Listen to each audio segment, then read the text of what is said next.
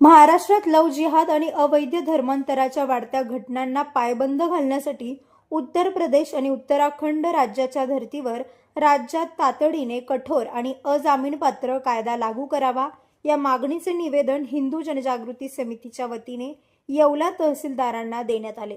निवेदनात नमूद केल्यानुसार गेल्या 1.5-2 वर्षांपासून राज्यात लव जिहाद आणि धर्मांतराच्या घटनांमध्ये लक्षणीय वाढ झाली आहे। श्रद्धा वालकर, रबिका पहाडण आणि अलीकडेच हुबळी येथे झालेली घटना नेहा हिरेमठीची निर्गुण हत्या यासारख्या घटना महिलांच्या सुरक्षेसाठी धोक्याची घंटा असल्याचं समितीने म्हटलंय।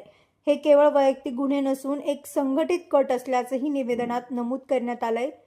या गंभीर विषयाचे गांभीर्य ओळखून आगामी विधिमंडळ अधिवेशनात या संदर्भातील विशेष विधेयक संमत करावे अशी आग्रही मागणी करण्यात आली आहे। यावेळी हिंदू जनजागृती समितीचे पदाधिकारी आणि मोठ्या संख्येने उपस्थित असलेल्या महिला हिंदुत्वनिष्ठ कार्यकर्त्यांनी प्रशासनाकडे आपल्या भावना व्यक्त केल्या। Bureau report, Sachin Wakhare, Yeola.